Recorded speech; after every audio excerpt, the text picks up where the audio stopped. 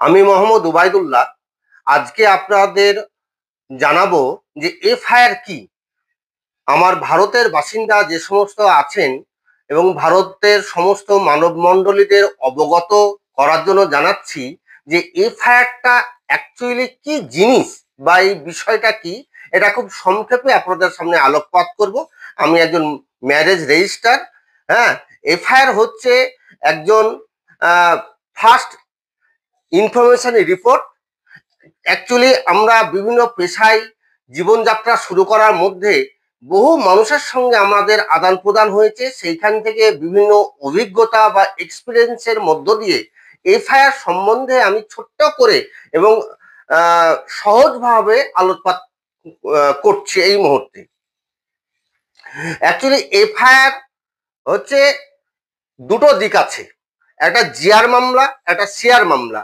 GR মামলাটাই হচ্ছে FIR, যেটা পুলিশের কাছে আমরা এফআইআর ট্রিট করি। ট্রিট মানে শুরু। আচ্ছা, অ্যাকচুয়ালি এফআইআর খুব গুরুত্বপূর্ণ একটা বিষয়, যে সাধারণত আমার জীবনে বা আমার আশেপাশে যদি কোনো অঘটন ঘটে সেটা আমরা এফআইআর হিসাবে ট্রিট করি।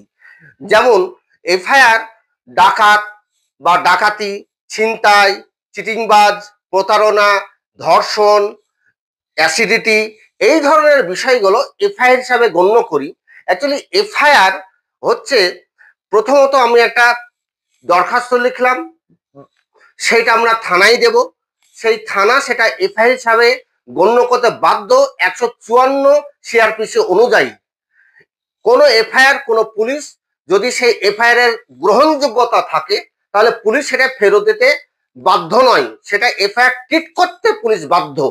অ্যাকচুয়ালি এই যে এফআইআরটা হচ্ছে সেটা 3 কপি হবে। একটা পুলিশের কাছে থাকবে, একটা পুলিশের যে এফআইআরটা করলো সেটা রেকর্ড হিসাবে রাখবে, আর একটা যিনি আবেদন করলেন সেই আবেদনকারীর কাছে একটা এফআইআর থাকবে। এই তিনটে, এই ভারতীয় দণ্ডবিধি ধারা অনুযায়ী 1954 ধারা অনুযায়ী পুলিশের দায়িত্ব এফআইআরটা গ্রহণ করা এবং এই এফআইআরটা যথাযথ তদন্ত করবেন। তদন্ত এবার কিভাবে হবে তার বিভিন্ন দিক রয়েছে, সেটাও আমি ধাপে ধাপে আসছি। যদি এফআইআর ট্রিট হয়ে যায়, পুলিশ বাধ্য সেই এফআইআরটা তদন্ত করতে।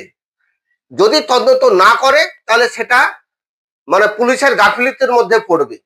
অ্যাকচুয়ালি আমরা ভারতীয় বাসিন্দা হিসাবে যেখানে ঘটনাটা ঘটছে, অর্থাৎ প্লেস অফ অকারেশন, সেই ঘটনার